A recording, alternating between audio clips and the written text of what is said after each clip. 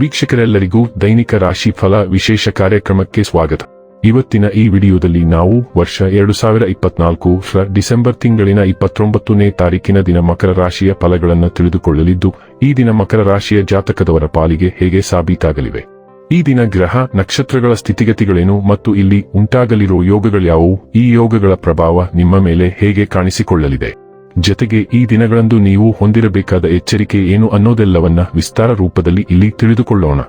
ಮಾಹಿತಿ ತಿಳಿದುಕೊಳ್ಳುವುದಕ್ಕೂ ಮುನ್ನ ನಮ್ಮ ವಿನಂತಿ ಎಂದರೆ, ನೀವಿನ್ನೂ ನಮ್ಮ ಚಾನೆಲ್ ಸಬ್ಸ್ಕ್ರೈಬ್ ಮಾಡಿಲ್ಲವೆಂದರೆ ದಯವಿಟ್ಟು ಈಗಲೇ ನಮ್ಮ ಚಾನೆಲ್ ಅನ್ನು ಸಬ್ಸ್ಕ್ರೈಬ್ ಮಾಡಿ.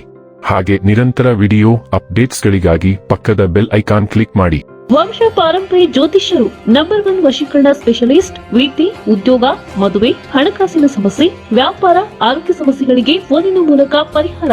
ಇಂದೇ ಕರೆ ಮಾಡಿ. ವೀಕ್ಷಕರೇ, ದೈನಿಕ ರಾಶಿ ಫಲಗಳನ್ನು ತಿಳಿದುಕೊಳ್ಳುವುದಕ್ಕೂ ಮುನ್ನ ಈ ದಿನ ಗ್ರಹ ನಕ್ಷತ್ರ ತಿಥಿಗಳ ಮಾಹಿತಿ ಮತ್ತು ಯೋಗಗಳ ಕುರಿತು ನೋಡೋಣ. ಈ ದಿನವು ಭಾನುವಾರದ ದಿನವಾಗಿರಲಿದ್ದು, ಮಾರ್ಗಶಿರ ಮಾಸದ ಕೃಷ್ಣ ಪಕ್ಷದ ಚತುರ್ದಶಿಯ ತಿಥಿ ಇರಲಿದೆ. ಚತುರ್ದಶಿ ತಿಥಿಯು ಈ ದಿನ ರಾತ್ರಿಯ 4:01 ಇರಲಿದ್ದು, ನಂತರದಲ್ಲಿ ಅಮಾವಾಸ್ಯೆ ತಿಥಿ ಪ್ರಾರಂಭವಾಗಲಿದೆ. ಜತೆಗೆ ಈ ದಿನ ರಾತ್ರಿಯ 11:22 ಜ್ಯೇಷ್ಠ ನಕ್ಷತ್ರದ ಗೋಚರವಿರಲಿದ್ದು, ನಂತರದಲ್ಲಿ ಮೂಲ ನಕ್ಷತ್ರದ ಗೋಚರ ಪ್ರಾರಂಭವಾಗಲಿದೆ. ಜತೆಗೆ ಈ ದಿನ ರಾತ್ರಿಯ 9:41 ಗಂಡ ಹೆಸರಿನ ಯೋಗ ಇರಲಿದ್ದು, ನಂತರದಲ್ಲಿ ವೃದ್ಧಿ ಹೆಸರಿನ ಯೋಗ ಪ್ರಾರಂಭವಾಗಲಿದೆ. ಇನ್ನು ಚಂದ್ರದೇವನು ಈ ದಿನ ರಾತ್ರಿಯ 11:22 ವೃಶ್ಚಿಕ ರಾಶಿಯಲ್ಲಿ, ನಂತರದಲ್ಲಿ ಧನುರಾಶಿಯಲ್ಲಿ ಗೋಚರಿಸಲಿದೆ. ಅದೇ ಸೂರ್ಯದೇವನು ಈ ದಿನ ಧನುರಾಶಿಯಲ್ಲಿ ಗೋಚರಿಸಲಿದ್ದಾನೆ. ಇನ್ನು ಈ ದಿನದಂದು ಅಭಿಜಿತ್ ಮುಹೂರ್ತ ಮಧ್ಯಾಹ್ನದ 12:03 ಇಂದ ಮಧ್ಯಾಹ್ನದ 12:44 ಇರಲಿದೆ. ಇದು ಈ ದಿನದ ಗ್ರಹ ನಕ್ಷತ್ರ ತಿಥಿಯ ಕುರಿತಾದ ಮಾಹಿತಿಯಾಗಿದ್ದು, ಇದರ ಆಧಾರದ ಮೇಲೆ ನಿಮ್ಮ ದಿನಚರಿಯಲ್ಲಿಯೂ ಬದಲಾವಣೆ ಕಂಡು ಬರಲಿದೆ.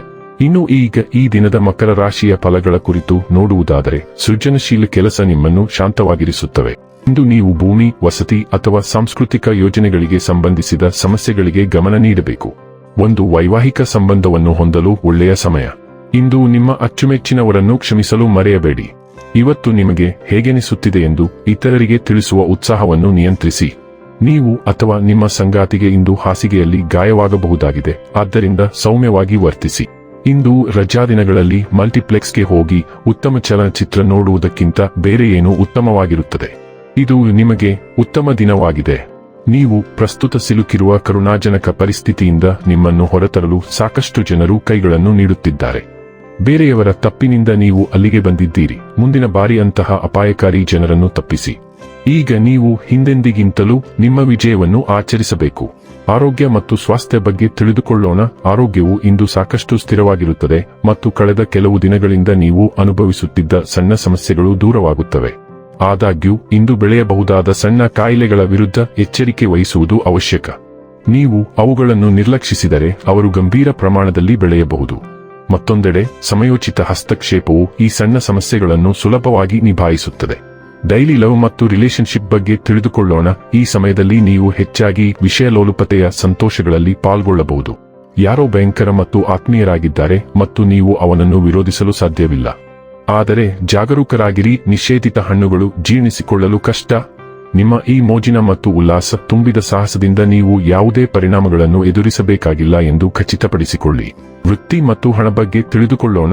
ನೀವು ಮುಂದೆ ಸಾಗುತ್ತಿರುವಾಗ ಜನರು ನಿಮ್ಮನ್ನು ಕೆಳಕ್ಕೆ ಎಳೆಯಲು ಪ್ರಯತ್ನಿಸಬಹುದು. ಯಾವುದೇ ರೀತಿಯ ಮೌಖಿಕ ವಿವಾದಕ್ಕೆ ಒಳಗಾಗಬೇಡಿ. ನಿಮ್ಮ ಕೆಲಸವು ನಿಮಗಾಗಿ ಮಾತನಾಡಲಿ. ನೀವು ಪ್ರಗತಿಯಲ್ಲಿರುವಾಗ ನಿಮ್ಮನ್ನು ಕೆಳಕ್ಕೆ ಎಳೆಯುವುದು ಕಷ್ಟಕರವಾದಾಗ ನೀವು ಸ್ಥಾನವನ್ನು ತಲುಪುತ್ತೀರಿ. ಒಳ್ಳೆಯ ಕೆಲಸ ಮಾಡುತ್ತಾ ಇರಿ. ನಿಮ್ಮ ಸಹೋದ್ಯೋಗಿಗಳು ಮತ್ತು ಅಧೀನ ಅಧಿಕಾರಿಗಳೊಂದಿಗೆ ಸಾಮರಸ್ಯವನ್ನು ಕಾಪಾಡಿಕೊಳ್ಳಿ. ಅವರ ಮೇಲೆ ಒಳ್ಳೆಯ ಮಾತುಗಳನ್ನು ಸುರಿಸಿ.